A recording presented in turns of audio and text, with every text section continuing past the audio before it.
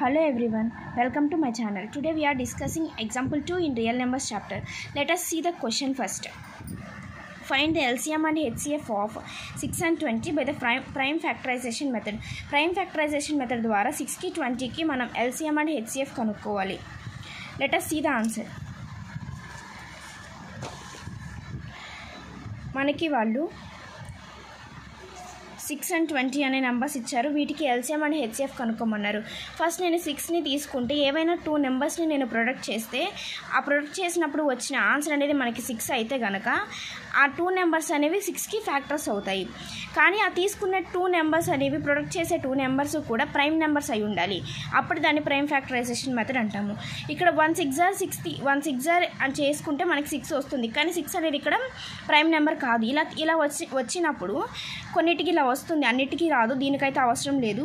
ఇలా వచ్చినప్పుడు దాన్ని మళ్ళీ ఫర్దర్గా సింప్లిఫికేషన్ చేయాలి. 1 అనేది ప్రైమ్ నెంబర్ కాబట్టి పక్కన ఉంచితే 6 కాదు కాబట్టి 2 3 ఆర్గా 6 వస్తుంది.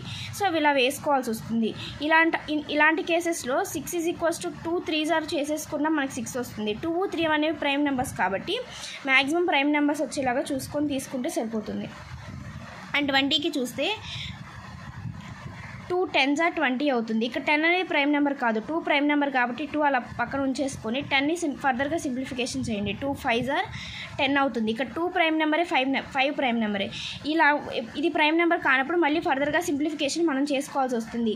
ఎలా అంటే మొత్తం అన్నీ కూడా ప్రైమ్ నెంబర్స్ వచ్చే వరకు. ఇప్పుడు దీన్ని క్యాలిక్యులేట్ చేసి చూడండి. 2 2s are 4 4 5s are 20. ఇప్పుడైనా మనకి 20 వస్తుంది. వచ్చిన ప్రైమ్ నెంబర్స్ అన్నిటిని మల్టిప్లై చేస్తే మళ్ళీ మనకి 20 అనేది ఆన్సర్గా వస్తేనే అప్పుడు మనం చేసింది కరెక్ట్ అని. Before going to see LCM and HCF, మీకు కనుక ఛానల్ నచ్చినట్టయితే లైక్ చేసి షేర్ చేసి సబ్స్క్రైబ్ చేసుకోండి. 6కి మనకి వచ్చిన ఫ్యాక్టర్స్ 2 into 3 అండ్ 20కి 2 into 2 into 5. హెచ్సిఎఫ్ కనుక్కునేటప్పుడు హెచ్సిఎఫ్కి ఎప్పుడు కూడా రెండిట్లోనూ కామన్గా ఉన్న నెంబర్నే మనం హెచ్సిఎఫ్ కింద తీసుకోవాలి.